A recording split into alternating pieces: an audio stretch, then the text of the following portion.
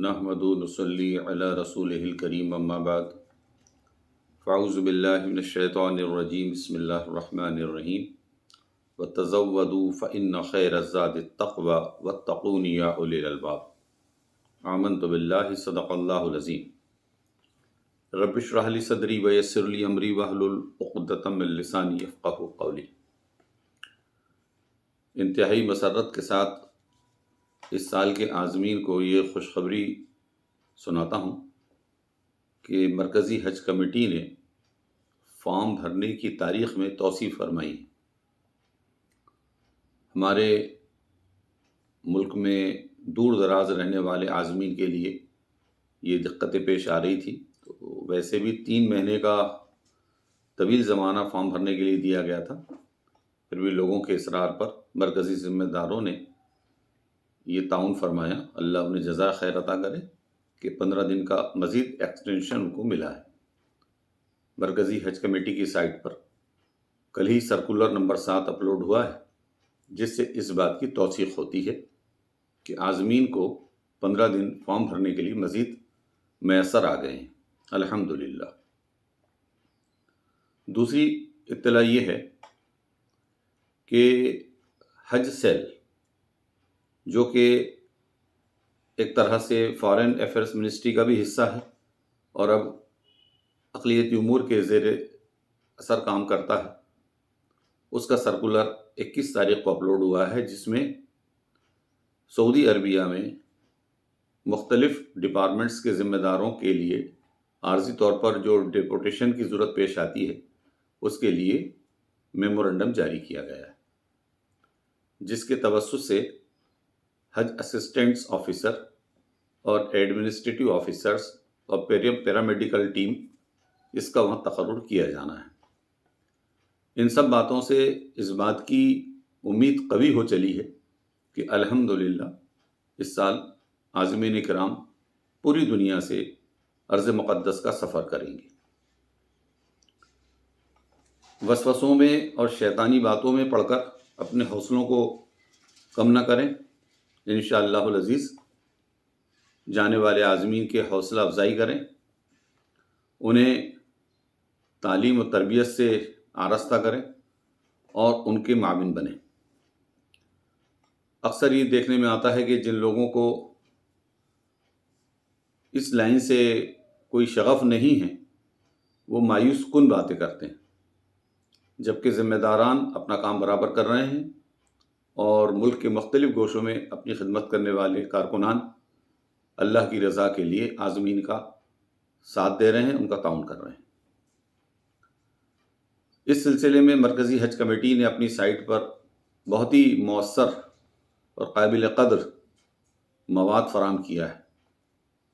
ہم حج کی تیاری کے سلسلے میں عازمین کو اسی میں سے چیدہ باتیں فراہم کریں گے انشاءاللہ العزیز۔ تو آج میری گفتگو اس کے دائرے میں محدود کرنا چاہتا ہوں، کیونکہ وقت کی تنگی ہوتی ہے اور طویل گفتگو بوجھل ہو جاتی ہے، تو میں چاہوں گا کہ 15-20 منٹ کے اندر بہت ہی ضروری چیزیں آپ تک گوش گزار کی جائے۔ حج پر جب ہم جانے کا ارادہ کرتے ہیں تو جہاں سے ہمارا سفر کا آغاز ہوتا ہے، وہ سب سے پہلے ہے اپنے گھر سے ہمارے سامان کی پیکنگ۔ مرکزی حج کمیٹی نے عازمین کو جو لگیج کا ایک مقدار بتائی ہے، وہ ہے 45 کلو چیک ان بیگیج، جو لگیج کے اندر چڑھے گا، اور سعودی قانون کے تحت 23 کلو سے بھاری سامان جہاز کے اندر الاؤ نہیں ہوگا۔ ایسی صورت میں ہم اپنے سامان کو 2 حصوں میں تقسیم کریں گے، ایک سوٹ کیس 23 کلو کا اور ایک 22 کلو کا۔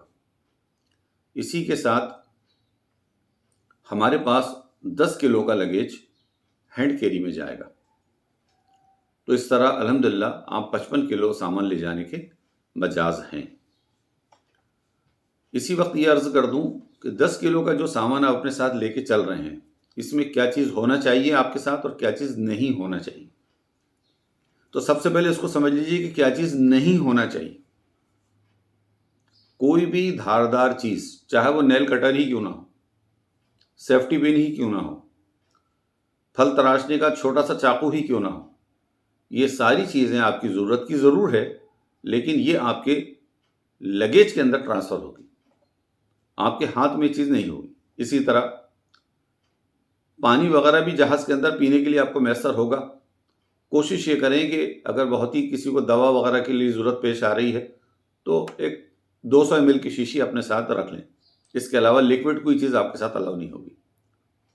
اسی طرح مرچ پاؤڈر اور کوئی بھی اسی طرح کی اذیت ناک چیز یہ آپ کے ساتھ سفر میں نہیں ہوگی۔ اب کیا کیا ہوگا اس کو بھی دیکھ لیجیے۔ نمبر 1، آپ ایک تو حالت احرام میں ہوں گے، اگر براہ راست مکے کی طرف پرواز ہے آپ کی جدہ ہو کر، تو ایک تو چادر آپ نے بطور احرام پہن لیا، اور ایک چادر ایکسٹرا آپ کے سامنے ہوگی، وہ لگیج میں نہیں جائے گی۔ اسی طرح کبھی کبھی یہ ہوتا ہے، اور کبھی کبھی کیا کچھ فیصد لوگوں کے ساتھ ہر جہاز میں یہ دقت پیش آتی ہے کہ ان کا سامان فوری طور پر ایئرپورٹ پہ انہیں میسر نہیں آتا، مسنگ میں چلا جاتا ہے۔ ایسا سامان آپ کو ملے گا ضرور، لیکن 1-2 دن کے وقفے سے ملے گا۔ تو عازمین اکرام سے یہ گزارش ہے کہ اپنے ہینڈ کیری میں اپنا ایک لباس ایکسٹرا، 1-2 دن کا ضرورت کا اور بھی جو سامان ہے، جیسے دوائیں اگر ہم کوئی ریگولر لیتے ہیں، کوئی بلڈ پریشر ہے، کسی کو شوگر ہے، اور بھی کوئی ان کی لازمی ضرورت کی دوا ہے، تو وہ اپنا 2-4 دن کے ڈوز کا اہتمام اپنے ہینڈ کیری میں ضرور رکھیں۔ اسی طرح سوکھا ناشتہ جو فوری طور پہ آپ کو درکار ہے، یہ آپ کے ساتھ ہونا چاہیے۔ یہ سامان اپنے ہینڈ کیری میں رکھیں، اس طرح اس کو 10 کلو سے زیادہ تجاوز نہ کریں۔ دوسری بات، آپ جب ایئرپورٹ پہ داخل ہوں گے تو داخل ہونے سے پہلے آپ کے جو سوٹ کیس ہے، اکثر دیکھنے میں آتا ہے ہم ان کو رسیوں سے باندھ دیتے ہیں، اور ابھی تازی گفتگو میں یہ چیز ہمیں بتائی گئی کہ چاہے ہمارے ملک میں ہو یا سعودی عربیہ میں، جو سامان کی اسکیننگ مشین ہے اس کی قیمت بہت زیادہ ہے، ہمارے ملک کی کرنسی کے اعتبار سے 2-2 کروڑ روپے کی ایک مشین ہے۔ تو جب رسیاں اس میں ذرا سی لوز اگر ہو جائے تو دقت یہ پیش آتی ہے کہ اس کے رولنگ سرکولر میں وہ رسیاں الجھ جاتی ہیں اور ان کی مشین ڈیمیج ہو جاتی، جس سے بڑی مشکلوں کا سامنا پیش آتا ہے۔ اس سے بہتر یہ ہے کہ ہم اپنے سامان کو جیلیٹنگ کے ریپنگ رول سے اس کو ریپ کریں۔ یہ اپنے گھر پہ بھی ہم کر سکتے ہیں، اور ایئرپورٹ پہ بھی اس کی سہولت میسر آتی ہے۔ تیسری بات یہ کہ اٹیچیوں کو تالا ضرور لگائیں ریپنگ کرنے سے پہلے۔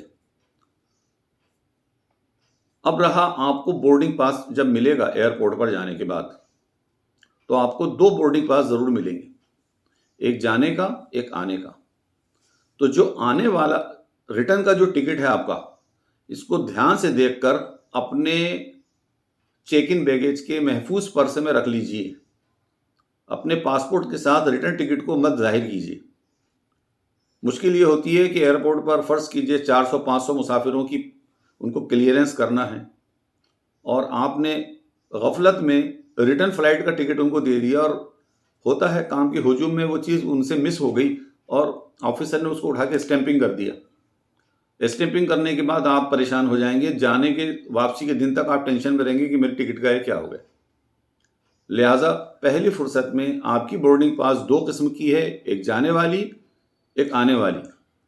جو ریٹرن کا ٹکٹ ہے اس کو آپ اپنے بیگ کے اندر محفوظ کر دیجیے۔ اسی طرح پاسپورٹ کے متعلق اس بات کا خیال رکھیے کہ پاسپورٹ بہت ہی اہم چیز ہے، بہت دستاویز قیمتی ہے ہمارا۔ یہ کبھی خدا نہ خواستہ اس کا کوئی صفحہ خراب ہو جائے، پھٹ جائے، یا کچھ اس پہ عرق تیل وغیرہ لگ جائے تو اس کو اپنے ہاتھ سے کچھ نہ کریں آپ۔ ابھی وقت ہے، پاسپورٹ آفس میں شکایت کر کے اس کو درست کرایا جا سکتا ہے، نیا پاسپورٹ آپ کو ایشو ہو سکتا ہے، ابھی کافی وقت ہے ہمارے لیے۔ اور اس کی درخواست مرکزی حج کمیٹی میں بھی کی جا سکتی ہے، تاکہ جو آپ کا پاسپورٹ کا نمبر آپ کے ریکارڈ میں چڑھا ہے اس کی اصلاح ہو جائے۔ اکثر یہ بھی بات وہاں نوٹس میں آئی ہے کہ غلطی سے اگر پھٹ گیا تو اس کا جو پرٹیکولر دھاگا ہے، وہی دھاگے سے پاسپورٹ آفس اس کو سینے کا مجاز ہے، ہم اپنے طور پر ہاتھ سے کوئی سیفٹی پن سے اسٹیپل کر دیں یا اس کو کسی اور ذریعے سے اپنے ہاتھ سے دھاگے سے سی دیں تو یہ ایک طرح کا اس اہم دستاویز کے ساتھ اصل سے چھیڑ چھاڑ کا جرم قرار پاتا ہے۔ ایسی صورت میں ہمیں اپنے پاسپورٹ کو پاسپورٹ آفس میں جمع کرا کر نئے پاسپورٹ آفس سے نیا پاسپورٹ ایشو کرانا ہوگا۔ اور اگر آپ نے اس طرح کی کوئی سہو ہو گیا ہے، کوئی غلطی آپ سے ہو گئی ہے تو آپ کو ایئرپورٹ پہ روکا جا سکتا ہے، امیگریشن میں آپ کو دقت کا سامنا کرنا پڑ سکتا ہے۔ ویکسینیشن کے سلسلے میں یہ بات عرض کرتا ہوں کہ سعودی عرب میں جو ویکسین قابل قبول ہیں اس کی معلومات حاصل کریں اور اسی کو اپنے اوپر استعمال کریں اور اسی کی مستند کاپی سرٹیفکیٹ کی شکل میں اپنے پاس رکھیں۔ ویزے کے متعلق یہ معلومات ہمیں میسر آئی ہے کہ پہلے ویزے پاسپورٹ کے اندر پیسٹ ہو جایا کرتے تھے اسٹیکر کی شکل میں، اب ویزے مل رہے ہیں پیپر کی شکل میں، فوٹو کاپی کی شکل میں۔ تو ان تمام کاغذوں کو بہت احتیاط سے آپ اپنے پاس رکھیں اپنے پاسپورٹ کے ساتھ۔ یہ غفلت نہ کریں کہ یہ سادہ فوٹو کاپی کا پیپر ہے۔ اگر آپ کے پاس ویزا نہیں ہوگا تو آپ سعودی عربیہ میں انٹر نہیں ہو سکیں گے۔ اسی طرح جتنے پاسپورٹس کے ساتھ متعلقہ کاغذات ہے، خود passport, visa, vaccination certificates, air tickets, ان سارے کاغذات کی ایک ایک دو کاپیاں کر کے محفوظ کر لیجئے۔ ایک کاپی آپ کے اٹیچی کے اندر رکھ دیجئے اور ایک کاپی اپنے ہینڈ کیری بیگ میں ضرور رکھیے۔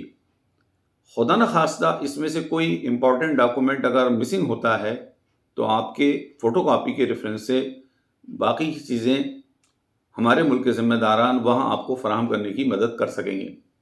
ادروائز آپ بھی وہاں ڈیٹینڈ ہو سکتے ہیں اور مشکلات کا سامنا کرنا پڑ سکتا ہے۔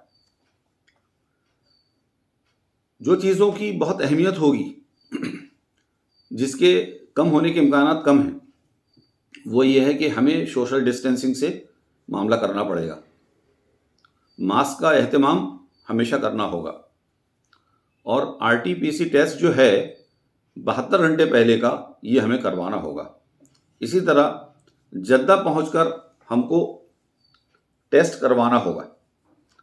اس کے معنی یہ ہے کہ جانے سے قبل ہمارے ہاں اپنے ہاں جو مہمان نوازی کا ایک سلسلہ ہے اور بڑا مبارک سلسلہ ہے، اس کی نفی نہیں کی جا سکتی۔ لوگ انتہائی خلوص اور محبت سے عازمین اکرام کا اکرام کرتے ہیں، ان کو اپنے ہاں مدعو کرتے ہیں، تو ان کی دل آزاری بھی نہ ہونے پائے۔ لیکن اس کے ساتھ ساتھ اس بات کا اہتمام رکھیں کہ کھانے پینے میں اپنی صحت کا پورا خیال رکھیں۔ ایسا نہ ہو کہ آپ کا ہاضمہ خراب ہو یا کوئی غذا ایسی استعمال میں آ جائے جس سے عین وقت پہ عازمین حج کا سفر متاثر ہو جائے۔ اس کا خاص خیال رکھیے۔ جب ایئرپورٹ کے اندر ہم آ گئے تو اس بات کو بھی ہم کو ملحوظ رکھنا ہوگا کہ ہمارے پاس جو سامان ہے، چاہے وہ دستاویزی ہو یا لگیج ہو، ہر حاجی اپنا اپنا کام کرے گا۔ فرض کیجئے میرے گھر کے 3 افراد میرے ساتھ ہم سفر ہیں، میں چوتھا آدمی ہوں، تو ایسا نہیں کہ اپنی سرداری قائم رکھنے کے زوم میں وہ ساروں کے دستاویز میں نے اپنے پرس میں اپنے ہاتھ میں پکڑ کے رکھا۔ اس میں بہت مشکل ہوگی۔ عین موقع پر آپ کون سا کاغذ کس کا ہے یہی تلاشنے میں وقت ضائع کر بیٹھیں گے۔ تو ایسی غلطی نہ کریں۔ گھر سے چلنے سے پہلے ہی ہر حاجی کا انڈیویجول بیگ تیار ہوگا اور اس کے ہینڈ کیری بیگ میں اس کے دستاویز احتیاط کے ساتھ رکھے جائیں۔ اس کو معلوم ہو کہ میرے بیگ کے کون سے خانے میں کون سے کاغذات رکھے ہوئے ہیں۔ ایسا نہیں ہونا چاہیے کہ عین موقع پر اٹیچ کھولی جا رہی ہے، چینیں بیگوں کی تلاش رہے ہیں کہ اس میں رہ گیا اس میں رہ گیا۔ نہیں، ایسا کرنے سے وقت ضائع ہوتا ہے اور وہاں 400-500 مسافروں کا کلیئرنس ہونا ہے اور ود ان ٹائم ہونا ہے۔ تو اس محدود وقت کے اندر کوئی ہڑبونگ نہ ہو، بہت محتاط انداز میں یہ کام ہونا چاہیے۔ اسی طرح لگیج ٹریولنگ کرنے میں وہاں ہر شخص کو اپنا اپنا کام کرنا ہوگا۔ ایسا نہیں ہو کہ ایک شخص ہی ہے، نوجوان ہے، اسی کے اوپر گھر کی والدہ کا بھی سامان ہے، ابا جان کا بھی سامان ہے، ان کی بہن کا بھی سامان ہے اور وہ بیچارہ اکیلا حالت احرام میں سب کے سامانوں کو گھسیٹ رہا ہے۔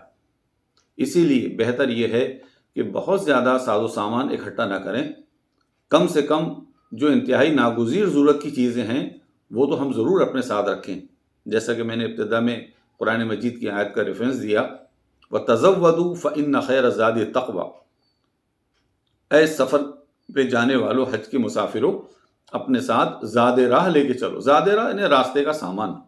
یہ آیت مبارکہ میں دراصل ہمیں ہدایت یہ دی گئی تھی کہ دور جہالت میں دنیا کے لوگ جو حج پہ آتے تھے تو ان کا معیار بلند یہ تھا کہ ہم تو اللہ کے فقیر ہیں، ہم کیوں کچھ سامان لے کے چلیں، تو بھیک مانگتے ہوئے، خیرات مانگتے ہوئے لوگوں سے وہ راستے کا اہتمام کرتے تھے۔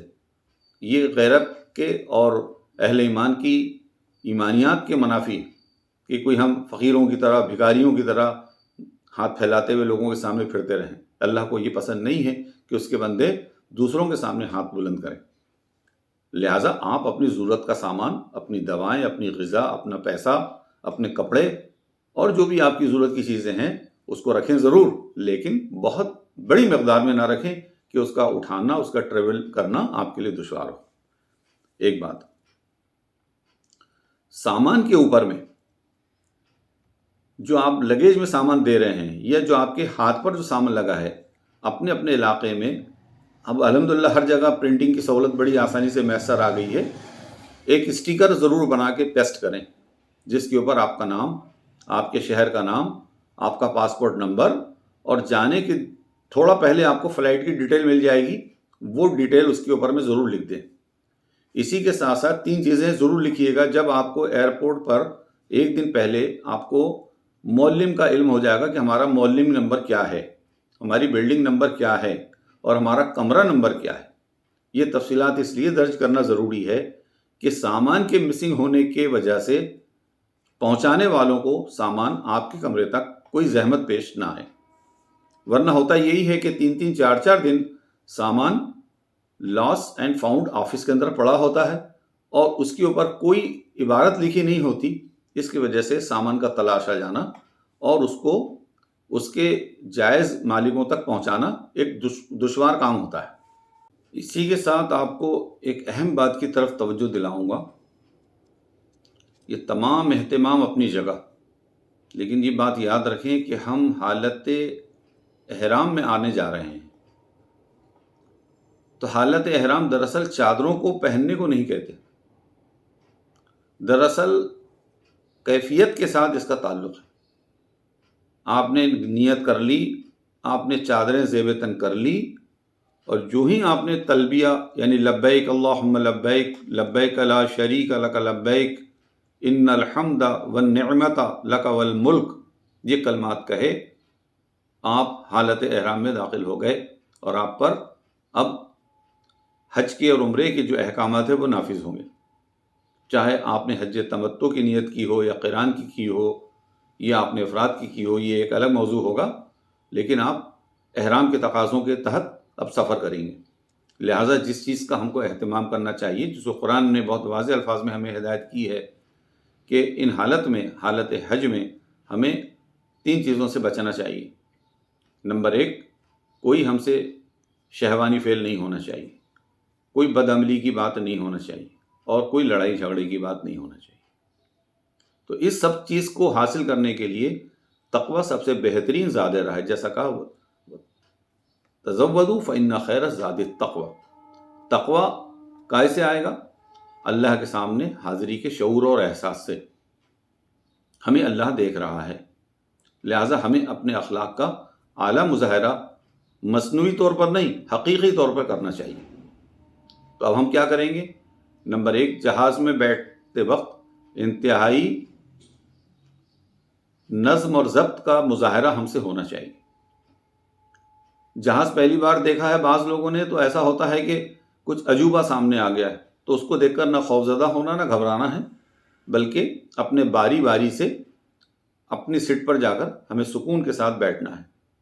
سامان کو بیچ راستوں میں نہیں رکھنا ہے، وہاں اسٹاف موجود ہے، ایئر ہوسٹ بھی ہے اور وہاں کے سروس دینے والے مرد حضرات بھی ہیں، ان کی مدد سے اپنا سامان اوپر کیریئر میں برابر رکھوا دیجیے۔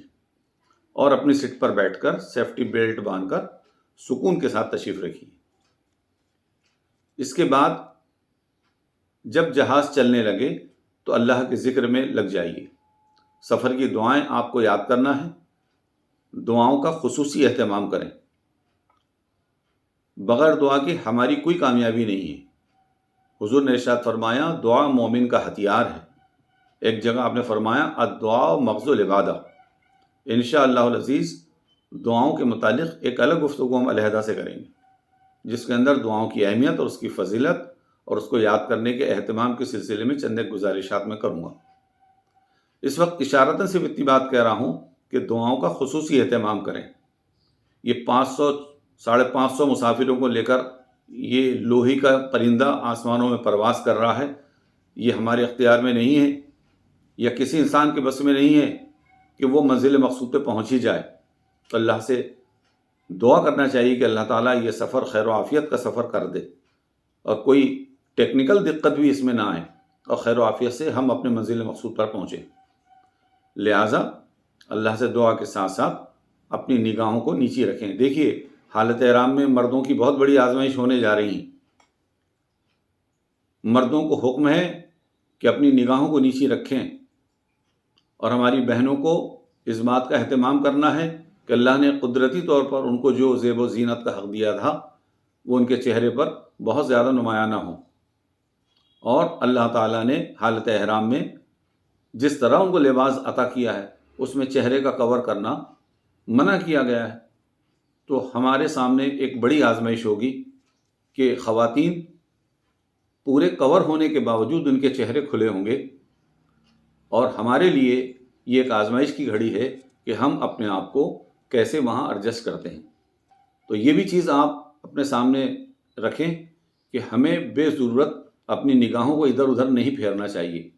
نبی کریم صلی اللہ علیہ وسلم نے ارشاد فرمایا حضرت علی سے خطاب کرتے ہوئے کہ اگر پہلی مرتبہ غیر محرم پر نگاہ اڑ گئی غیر ارادتاً تو اللہ اس پہ مواخذہ نہیں کرے گا، لیکن اگر دوبارہ نگاہ اٹھی تو اللہ تعالیٰ اس پر مواخذہ ضرور فرمائے گا۔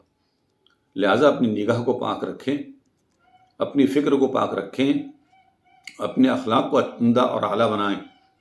اسی سے اللہ کی ذات سے امید ہے کہ اللہ تعالیٰ ہمارے سفر کو مقبول و منظور فرمائے گا۔ اب جہاز جیسے جدہ میں اترتا ہے تو اس وقت بھی آپ کے ساتھ ایک آزمائش آتی ہے۔ پہلی مرتبہ ارض مقدس کو ہمارے قدم ٹچ کرنے جا رہے ہیں، لہٰذا ہوتا یہ ہے، دیکھنے میں یہی آیا ہے کہ عازمین کرام جہاز کے سکون کے عالم میں آنے سے پہلے اپنے اپنے جگہوں سے کھڑے ہونے لگتے ہیں۔ یہ بڑا نازک وقت ہے جب جہاز لینڈنگ کر رہا ہے، یہ سب سے نازک وقت ہوتا ہے۔ جہاز کا ٹیک آف کرنا اور جہاز کا لینڈنگ کرنا یہ بہت نازک لمحے ہوتے ہیں۔ اللہ سے خصوصی اہتمام کرے دعا کا کہ اللہ خیر و عافیت کے ساتھ ہمیں اپنے ارض مقدس پہ اترنے کی توفیق اور سعادت عطا کرے، عجلت بازی نہ کریں۔ جہاز جب پورا حالت سکون میں آ جائے اور جب ایئر کرافٹ کا اسٹاف آپ کو اترنے کے لیے ہدایت کرے تب بالکل سکون کے عالم میں اپنے سیفٹی بیلٹ کھولیں، اور جن کی سیٹیں دروازوں کے قریب ہے وہ پہلے کھڑے ہوں۔ ایسا دیکھنے میں آیا ہے کہ پیچھے کے لوگ پہلے سے کھڑے ہو گئے، تو نہ وہ آگے بڑھ پا رہے ہیں نہ اپن سرک پا رہے ہیں، اور ایک طرح کا شور و شغب کا ماحول بن جاتا ہے اور ذکر الہی سے غفلت ہوتی ہے، اور ایسا نہیں ہونا چاہیے۔ لہٰذا یاد رکھیے، میں نے پہلے ہی ایپیسوڈس میں یہ بات کہی تھی کہ اللہ کے رسول صلی اللہ علیہ وسلم سے پوچھا گیا سب سے اچھا حج کس کا ہے، تو آپ نے ارشاد فرمایا جس نے کثرت سے تلبیہ پڑھا۔ تو ہم حالت احرام میں ہیں، اپنے گھر سے چلے ہیں لبیک کہتے ہوئے، لہٰذا ہمارا تلبیہ مسجد الحرام میں داخل ہوئے تک جاری رہے گا، اور جو ہی کعبۃ اللہ پہ نگاہ پڑے گی اس کے بعد ہمارا تلبیہ بند ہوگا۔ تو یہ اتنا بلاک ہم کو ملا ہے تلبیہ پڑھنے کا، اس میں دیکھنا یہ ہے کہ ہم میں سے سب سے زیادہ کس نے لبیک پڑھا۔ تو اللہ سے دعا ہے کہ سر وقت میں اتنی ہی گفتگو کرتا ہوں، اللہ تعالیٰ اس گفتگو کو ہمارے عازمین کے حق میں نافع بنا دے۔ ایک بار میں پھر امید دلا رہا ہوں کہ انشاءاللہ العزیز عازمین کرام پوری دنیا سے اس سال بیت اللہ کا سفر کریں گے۔ اللہ تعالیٰ سے دعا ہے کہ اللہ تعالیٰ اس جانے والے قافلوں میں آپ کا ہمارا شمار فرما دے۔ لبیک اللہم لبیک، لبیک لا شریک لک لبیک، ان الحمد والنعمت لک والملک لا شریک لک۔ لبيك لا شريك لك لبيك إن الحمد والنعمة لك والملك لا